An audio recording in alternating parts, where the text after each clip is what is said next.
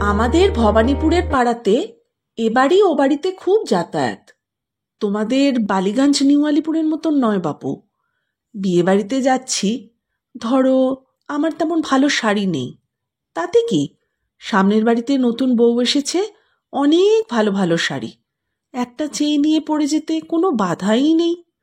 শাড়ি তো আমি খেয়ে ফেলবো না, ছিঁড়ে খুঁড়ে কিংবা দই কালিয়া মাখিয়ে নষ্টও করব না। বয়স হয়েছে যথেষ্ট, আমাদের পাড়ায় এসবের চল আছে। তোমার বাড়িতে হঠাৎ অতিথি এসে পড়েছে, ঘরে কিচ্ছুটি নেই, আমার ঘরে যা আছে চটপট সেই নারকেল নাড়ু নিমকি দিয়ে তুমি চা দিয়ে দিলে তোমার অতিথিকে। ধরো কর্তাগিন্নি সিনেমায় যাচ্ছি, শাশুড়ি মা বাড়িতে নেই, দেওরের কাছে গেছেন, আমার বাচ্চারা তোমার বাড়িতে ঘুমিয়ে রইল, দিব্যি ফেরার পথে আমরা ওদেরকে তুলে সঙ্গে করে নিয়ে বাড়ি চলে এলুম। না, ফ্ল্যাট বাড়ি না হলে কি হবে, এ বাড়ি ও বাড়ি বেশ ভাব আছে। তোমরা ফ্ল্যাট বাড়িতে একসঙ্গে থাকো, অথচ এ ওর মুখই দেখো না, নাম জানো না। আমাদের ভবানীপুর কালীঘাট এর চেয়ে ঢের ভালো পাড়া। মানুষের সঙ্গে মানুষের দেখাশোনা হয়, কথাবার্তা হয়, সুখে দুঃখে খোঁজ খবর নেয় সব্বাই। পাড়ার লোকেরা দূরপর নয়, সুবিধে যেমন আছে অসুবিধে যে নেই তা একেবারে বলবো না। শাশুড়ি যদি দেওরের বাড়িতে থাকে তবু সামনের বাড়ির জ্যাঠাইমা তো আছেন, গুরুজনের নজরের বাইরে থাকা মোটে চলে না। বৌমা বলে হাঁক পারবার কেউ না কেউ আছেনি। আমার যখন নতুন বিয়ে হয়ে এ বাড়িতে আগমন হলো, সে অনেক কাল আগের কথা, তখন ঠিক সামনের বাড়িতে আমার শাশুড়ির এক প্রাণের বন্ধু ছিলেন। শাশুড়ি মা তাকে মেজদি বলে ডাকতেন। কেন মেজদি তা জানি না, মেজদির বয়স নাকি শাশুড়িমার চেয়ে ঢের বেশি ছিল, কিন্তু মেজদি অনেক বেশি চটপটে ছিলেন। তার উকিল স্বামী বেঁচে এবং জমজমাট পসার ছিল তখনও, যদিও তিনি মেজদির চেয়ে বয়সে অনেক বড়। আমার বিয়ের কিছু আগেই আমার শ্বশুর পরলোক গমন করেছেন, তাকে কখনো চোখে দেখিনি। শাশুড়িমার থান পড়া বিষণ্ণ মূর্তিই আমি প্রথম থেকে দেখে আসছি। এদিকে মেজদির কপালে মস্ত বড় গোল সিঁদুর টিপ, চওড়া পাশ শাড়ি, বৃহস্পতিবার আলতা পড়া পা, একগাল পান, একগাল হাসি, আর শীথে ভর্তি লম্বা চওড়া সিঁদুর। মেজদিকে আমরাও মেজদি ডাকতুম। আমার স্বামী তাকে ছোট্টবেলা থেকে মেজদি বলেই ডেকে এসেছেন। আমারও আর মাসিমা টাসিমা বলা হয়নি। মেজদির নাম আল্লাদি হলেই বেশি মানাতো। এক গা সোনার গয়না, দিন রাত্রির পাড়া শুদ্ধ ঝমঝমিয়ে বেড়াচ্ছেন, ভয় ডর মোটে নেই। মেজদির স্বামী জামাই বাবুর অনেক টাকা রোজগার, তিনি দুধে উকিল ছিলেন। অত বয়স হয়েছে তবু মক্কেলের কমতি নেই। বারান্দাতে পর্যন্ত বেঞ্চি পাতা ছিল, মক্কেলদের ঘরের মধ্যে আঁটত না। মেজদির 3 মেয়ে 2 ছেলে, ছোট ছেলে বিলেতে ডাক্তার, বড় ছেলে আর বউ, এক নাতনি, 2 নাতি সমেত তাদের কাছেই থাকত। মেজদির সঙ্গে বউয়ের বিন্দুমাত্র অশান্তি ছিল না, বই সংসার দেখত, বই গিন্নি। মেজদি শুধু হাসি মুখে পাড়া বেড়াতেন, আর নাতি নাতনিদের সঙ্গে মেজদির বয়সের খুব একটা তফাৎ আছে বলে মনে হতো না। যেমন গলায় গলায় ভাব, তেমনি ঝগড়া বেঁধে যেত মাঝে মাঝে, বৌমাকে গিয়ে মেটাতে হতো। এমনিতে অবশ্যই মেজদির পাড়ার ছোটদের সঙ্গে খুব ভাব। মেজদি তো গপ্প বলতে ওস্তাদ কি না, বুড়ো বুড়ির গপ্প, কানাকানির গপ্প, বোবা বুবির গপ্প, ন্যাড়ানেড়ির গপ্প, চড়াই কর্তা চড়াই গিন্নির গপ্প, তোতা তুতির গপ্প, পিঠে কাছার গপ্প, 80 মণ ময়দার দোরটি খায়া। পাড়ার বাচ্চারা মেজদিকে একবার পেলে আর ছাড়তেই চায় না। আমারও তো খুব ভালো লাগতো মেজদিকে। মেজদি যা তা কাণ্ড কারখানা করতেন এবং একেবারে অনায়াসে। মেজদির বরটি মেজদিকে ভীষণ আহ্লাদ দেন। পাড়ায় এমন একটা কথা চালু ছিল, ছেলে বউয়ের কাছেও তিনি প্রবল প্রশ্রয় পেতেন। সেটা চোখেই দেখতুম। আহ্লাদি দুলালি বলতে যা বোঝায়, মেজদি ছিলেন ঠিক তাই। মেজদির স্বামীর বয়স তখন 90 বছর, কিন্তু মেজদির মোটে 74। হাসি খুশি মেজদি মোটেই বুড়ো হননি। কপালের দুপাশে কিছু কোকড়া কোকড়া সাদা চুল ছাড়া মেজদির মধ্যে বার্ধক্যের কোনো লক্ষণই ছিল না। ওই নামেই যা ৭৪। এক পিঠ কালো চুল, ঝলমলে হাসি, চমকিলি চোখ। যুবতীর সমান মেজদি জামাইবাবুকে আপনি আজ্ঞে করতেন। আমাদের বাবা মাদের মধ্যে কাউকেই এটা করতে দেখিনি, তাই খুব অবাক লাগতো। তখন নতুন নতুন বিয়ে হয়েছে আমার, বয়স নিতান্তই অল্প। কৌতূহলের চোটে একদিন মেজদিকে তো জিজ্ঞেসই করে ফেললুম, মেজদি, আপনি জামাইবাবুকে আপনি আজ্ঞে করেন কেন? অসুবিধে হয় না? শুনে মেজদি প্রথমে খানিকটা হেসে নিলেন, তারপর হাতের রূপোর বাটিটা খুলে একটা জর্দা পান মুখে গুঁজে সুগন্ধ ছড়িয়ে ধীরে সুস্থে বললেন, সে দুঃখের কথা তোকে কি বলবো, শুনবি? তবে শোন, বিয়ে তো হলো, চাঁদের আলোর মতন ফুটফুটে মেয়ে ছিলুম, তোদের চেয়েও ঢের ছেলে মানুষ। ১৪ বছরের মেয়ে ৩০ বছরের বুড়ো বরের সঙ্গে বিয়ে হলো। না না, বুড়োর সেই প্রথম বিয়ে, দোজবরে নই, উকিল হয়ে গুছিয়ে বসে নিয়ে কাঁড়ি কাঁড়ি টাকা রোজগার করতে শুরু করে দেবার পরে তবে না কর্তার খেয়াল হলো, এত টাকা দিয়ে করবোটা কি যদি সংসারই না রইল। তখন দেখ দেখ শিগগির পাত্রী দেখ। ৩০ বছরের বরকে কে আর মেয়ে দেবে, বিধবা মায়ের শেষ মেয়েটা ছাড়া? আর কাকেই বা পাবে সে? তবে হ্যাঁ, বুড়োর কপাল ভালো ছিল বল, বউটা মন্দ পাইনি। অবশ্যই আমিও বলবো বাপু, বুড়ো শিব ঠাকুর বরটি আমারও কপালে জুটেছে ভালোই। ওই নন্দে ভৃঙ্গি, অর্থাৎ মক্কেল আর বউ, বউ আর মক্কেল, এই দুটি নিয়েই জীবন কাটিয়ে দিলেন। মোটে বারমুখো নন, বরঞ্চ একটু বেশি ঘরকুনো। কোর্টে বেরুনো ভিন্ন আর কোথাও বেরোবেন না। এক আমার মা যতদিন ছিলেন শ্বশুর বাড়িতে নেমন্তন্ন খেতে যেতে খুব ভালোবাসতেন। আমার মার মতন রান্নার হাত খুব কম লোকের হয় কি না। ব্যাস, মাও চলে গেলেন, উনিও আর কোথাও যাবেন না। আমার বড় বড় দিদি সব কত ডাকতো আদর করে, তার বেলা গা করতেন না, কেবল কাজ কাজ আর কাজ। এখন তো আমার এক ছোড়দি ছাড়া কেউ বেঁচে নেই, ছোড়দা নেমন্তন্ন করেও না, তা শরীর মন ভালো না। মেজদি, আপনার ছোড়দিও আছে? আপনি তাহলে মেজ বোন নন? জিজ্ঞেস করলাম আমি। দূর, আমি কেন মেজ বোন হব, আমি তো সবার ছোট, উত্তর করল মেজদি। আমি বললাম, তবে সবাই আমরা আপনাকে মেজদি বলি কেন? আমি জিজ্ঞেস করলাম। মেজদি বলল, তোরা কেন বলিস আমি তা কেমন করে জানবো বল, বরং তোর শাশুড়িকে জিজ্ঞেস কর, তোদের জামাইবাবুটি মেজ ভাই, আমাকে তো উনি মেজ বউ বলেই ডাকে, শুনিসনি? তোর শাশুড়ি হঠাৎ নতুন বউ হয়ে এসে আমাকে মেজদি বলে ডাকতে শুরু করলো।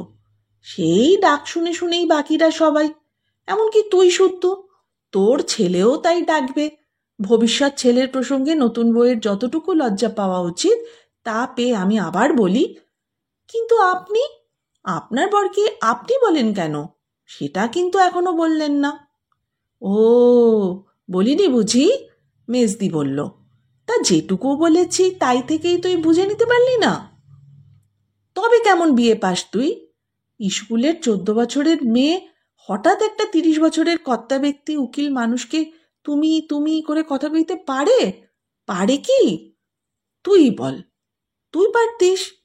বড়ই হোক আর যেই হোক, আমি তো তাকে চিনতুম না। বাড়ির ছোট মেয়ে হঠাৎ অন্য বাড়িতে গিয়ে অত বড় দামড়া অচেনা লোকটাকে গায়ে পড়ে ও গো হ্যাঁ গো তুমি কি করছো গো বলতে পারে? ফলে এই জীবনে আমার আর হ্যাঁ গো ও গো বলাই হলো না। এই যে শুনুন, শুনছেন, বড় জোর ও মশাই পর্যন্ত। ছেলে পুলে বড় হবার পর এখন কর্তা মশাই বলেও ডাকি। তা তুই বল, কাজটা কি আমার ঠিক হয়নি? বলি, দায়টা কার ছিল? বয়সে যে বড় তার না আমার?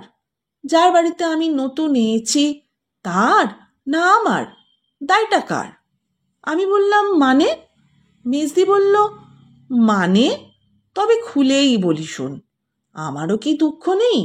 উনিই তো আমাকে আদর করে চিরকুটি ধরে কোলে বসিয়ে একদিন কানে কানে বলবেন, হ্যাঁ গো, তোমার আমার যে সম্পর্ক, তাতে কি অমন দূরপরের মতন আপনি বলা মানায়? তুমি আর আমাকে অমনি আপনি আজ্ঞে করো না তো, এবার থেকে তুমি বলবে। কেমন? বল তুই, এটা কি ওরই বলা কর্তব্য ছিল না? আমিও ঘাড় নেড়ে তুমি তুমি করতুম। উনি নিজে থেকে যদি আমাকে তুমি বলতে কোনোদিনও না বলেন, তবে আমি কেমন করে সেধে ওকে তুমি বলি? 16 বছরের বড় গুরুজন মানুষটাকে, ওর তো রসকস কিছু থাকতে হয় বল। বইয়ের মুখে ও গো, হ্যাঁ গো, আর দুটি ভাত নেবে গো, শুনতেও তো স্বাদ হয়। তা না, ওর প্রাণে কোনো শখ স্বাদ হলো না। হ্যাঁ কর্তামশাই, আপনি কি আর দুটো ভাত নেবেন, এ শুনেই তার আনন্দ। বউয়ের মুখ থেকে মন শুকনো শুকনো কাটকাট কথা শুনে কর্তার নিজের প্রাণে কোনো দুঃখ নেই। বউ তো নয় যেন রাঁধুনি বামনি কথা কইছে। আমার তো নিজের কানেই কেমন কেমন ঠেকত। কিন্তু জীবন কেটে গেল, তুমি বলতে আর উনি বললেনই না। তাই যেই বড় বৌমা এলো ঘরে, আমি ওকে বলে দিলুম, দেখো বৌমা, আমার শুনে শুনে তুমিও যেন আমার ছেলেকে আপনি আজ্ঞে করো না বাপু। স্বামী স্ত্রীকে ওরকম ডাক শুনতে বড় বিচ্ছিরি শুকনো শুকনো লাগে। অবশ্যই মেজ বৌমার বেলা অন্য কথা, তার শিক্ষা দীক্ষা তার দেশের মতন আমাদের সঙ্গে ঠিক মতন খাপ খায় না। যদিও সে মেয়ের চেষ্টার অন্ত নেই, তাকে কিছুই শেখাতে পড়াতে হয়নি। মেম বলে কথা, মেম সাহেবদের আপনি তুমি নেই, সব সময় হানি আর ডার্লিং মুখে লেগেই আছে। মেহেজদি হেসে গড়িয়ে পড়লেন। বইয়ের আধিক্যতায় বরং ছেলের গোড়ায় খুব লজ্জা করত। আমি বললুম, লজ্জা কিসের? ওটা তো হচ্ছে তোদের ইংরেজিতে ও গো, হ্যাঁ গো, তাই না? ছেলেরও এখন অভ্যেস হয়ে গেছে। দেশে যখন আসে, সেও দেখি ডার্লিং বলছে। ছোটবেলায় সত্যি আমার দুঃখ ছিল রে, বরের সঙ্গে দুটো মিঠে বুলি কানে কানে কে না বলতে চায়। তা কপালে থাকলে তো। মেজদির চোখ উদাস হয়ে গেল। এটা বড় দেখা যায় না, তাই তাড়াতাড়ি বললুম, আচ্ছা, যদি জামাইবাবু এখন আপনাকে তুমি বলতে পারমিশন দেন, আপনি পারবেন? মিস্তির ফর্সা নাক আস্তে আস্তে লাল হয়ে উঠল। মিস্তি আস্তে আস্তে মাথাটি ডাইনে বাঁয়ে হেলিয়ে তেমনি বাইরের দিকে চেয়ে থেকেই বললেন, এখন এখন এখন না, পারলেও বলবো না। সেদিন মেজদির বাড়িতে গেছি। হঠাৎ দেখি হুড়মুড়িয়ে মেজদি জামাইবাবুর টেবিলে এক বাক্স সন্দেশ নিয়ে হাজির। আমাকে ফিসফিস করে বললেন, যা তো বুলু, চট করে এক গ্লাস জল গড়িয়ে নিয়ে আয় তোর জামাইবাবুর জন্যে।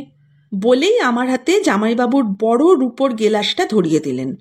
তারপর জামাইবাবুর মুখের কাছে দুটি বড় বড় হলদে গোলাপি সন্দেশ ধরে তেমনি ফিসফিস করে বললেন, এই যে নিন নিন, দুখানা এবেলা মেরে দিন দিকিনি, টপাটপ মুখে ফেলে। খুব ভালো সন্দেশ দিয়েছে বাপু আপনার মক্কেল। মেজদির এমন আকস্মিক ফিসফাস ষড়যন্ত্রী টাইপের হাবভাবটি দেখে দুধে উকিলও ঘাবড়ে গেলেন। জামাইবাবুর মুখের চেহারা দেখে কষ্ট হলো। ভীষণ অবাক হয়ে গিয়ে উনিও ফিসফিসিয়ে মেজদিকে বললেন, বৌমাকে বাক্সটা দাও গে, জলখাবারের সঙ্গে তো দেবেই, এত তাড়ার কি আছে? একটা হাত ঘুরিয়ে মেজদি বেজার মুখ করে বললেন, আরে রে, সে তো ভাগ দেবে রে, তখন গুনে গুনে দুটি মাত্র দেবে, কিন্তু বলে দিচ্ছি, আর চাইলেই বলবে বাবা আপনাদের বয়স হয়েছে, এখন বেশি মিষ্টি খেতে নেই। তার চেয়ে এই বেলা দুটো এক্সট্রা পাচ্ছেন, খেয়ে তো নেবেন। কি রকম বেয়াক্কেলে মানুষ রে বাবা, এমনি করে আপনি মামলা চালান? দেখি দেখি, হাঁ দেখি, হাঁ হাঁ। জামাইবাবু হাঁ করলেন। আমি জল আনতে গেলুম। অনেক দিন লোডশেডিং হয়েছে।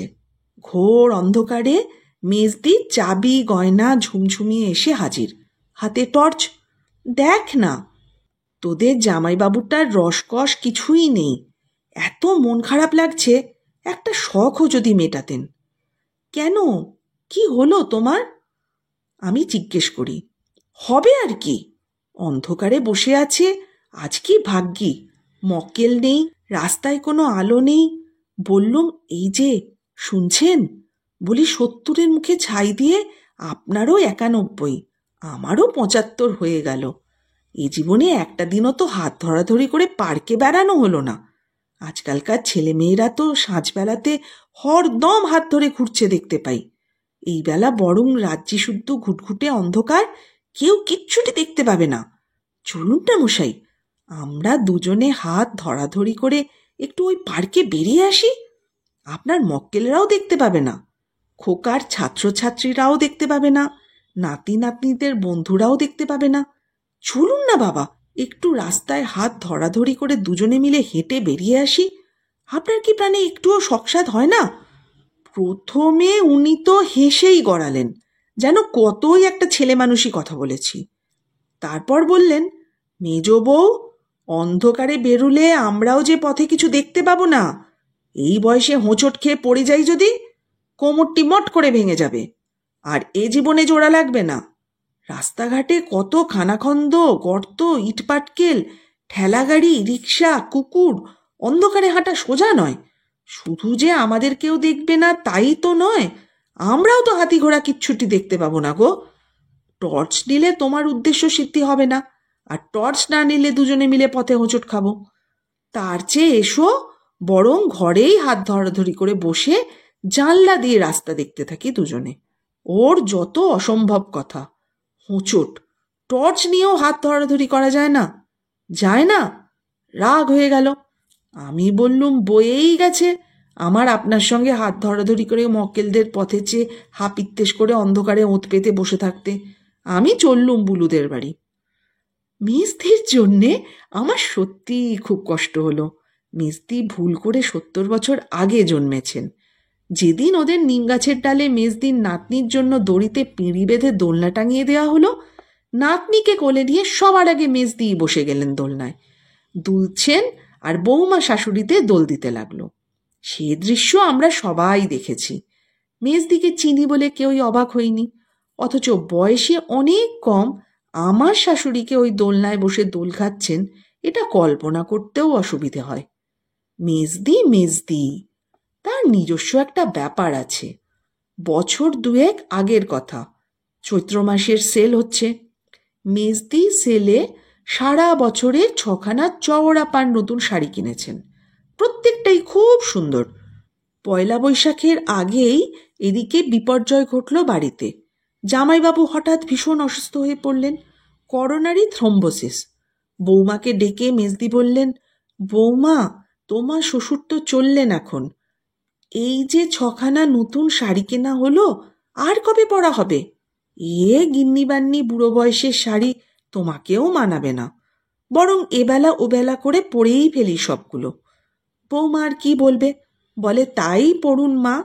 তাছাড়া বাড়ি ভর্তি লোকজন, ডাক্তার, হাসপাতালের আয়া, মেয়ে জামাইরা সবাই এসে পড়েছে।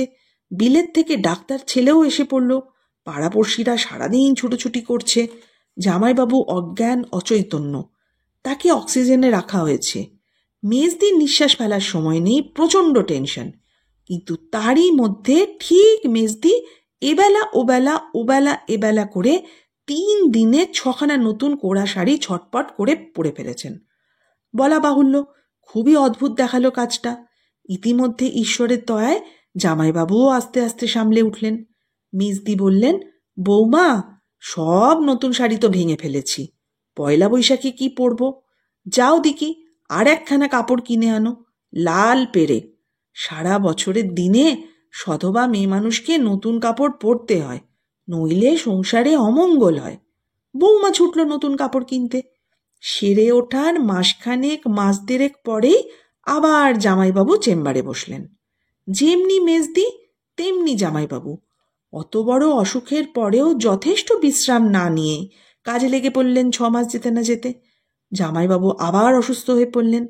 ছেলে বউ, মেয়ে জামাই, এমনকি মেজদি পর্যন্ত তাকে কিছুতেই বিশ্রামে রাখতে পারেনি। এবার দ্বিতীয় অ্যাটাক। বাড়িতে রাখা চলল না, জামাইবাবুকে এবার নার্সিংহোমে দিতে হলো। ঘর নার্সিংহোম, মেজদি সারাদিন ছুটোছুটি করছেন। বলতে নেই, মেজদিরও তো বয়স খুব কম নয়, স্ট্রেংথ হচ্ছে বাড়িশুদ্ধ সকলেরই। মেজদির হাবভাবে কিন্তু হতাশার চিহ্ন নেই, শুধু চুলটা একটু রুক্ষ সূক্ষ্ম, চোখটা একটু চঞ্চল, এই পর্যন্ত। নয় নয় করেও তার বয়স এখন 79 হয়েছে, জামাইবাবুর 95। দুজনেই দেহে মনে সচল আছেন, এই যা। মেজদির চুলের শুভ্রতা খানিক বেড়েছে, কয়েকটা কুঞ্চন দেখা দিয়েছে গালে গলায়, এই পর্যন্ত।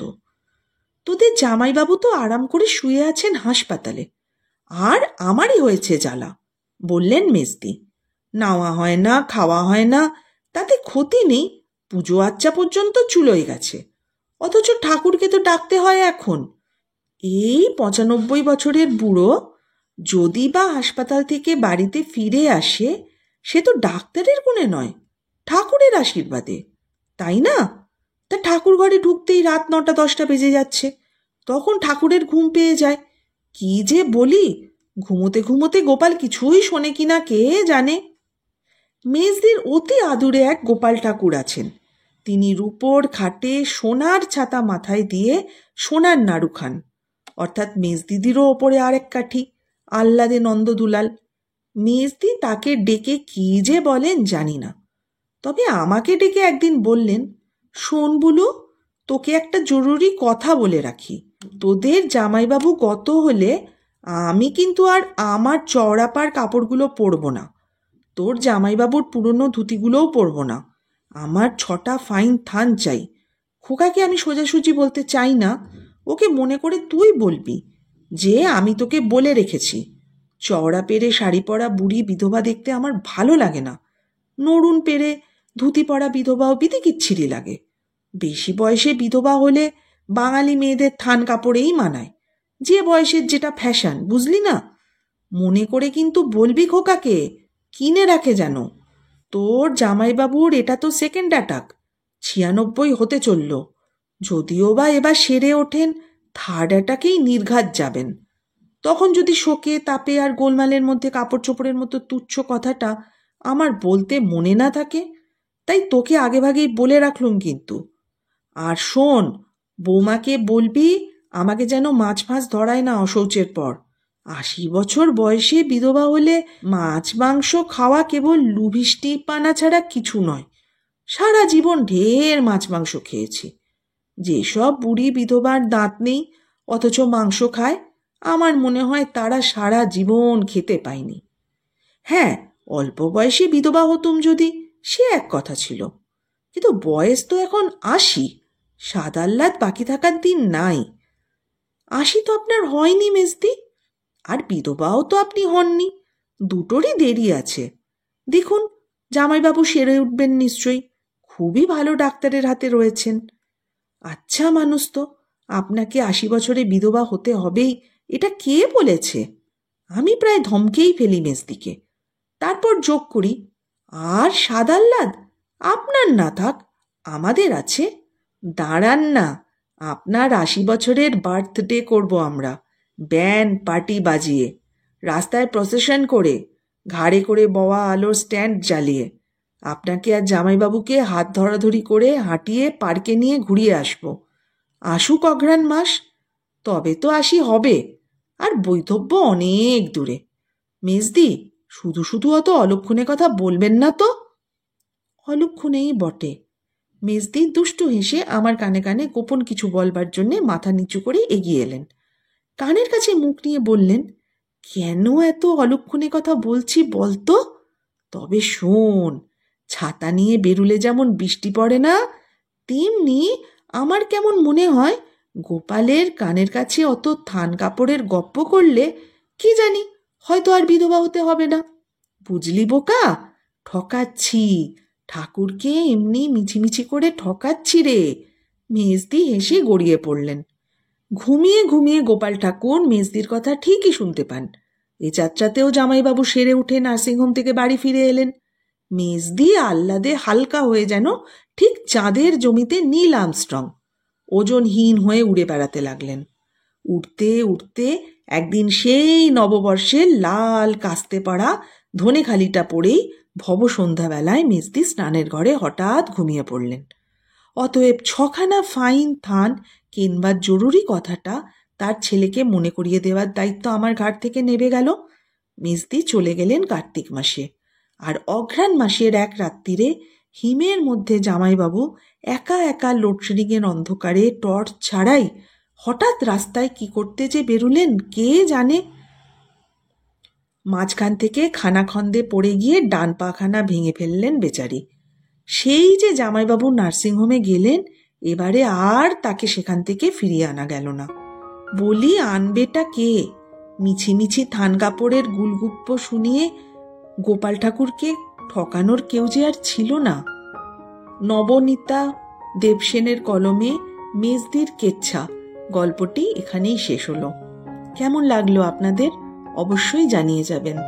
আর পাশে থাকার একান্ত অনুরোধ রইল, গল্প সাথে অস্মিতা চ্যানেলটি সাবস্ক্রাইব করে। সকলে খুব ভালো থাকবেন। নমস্কার।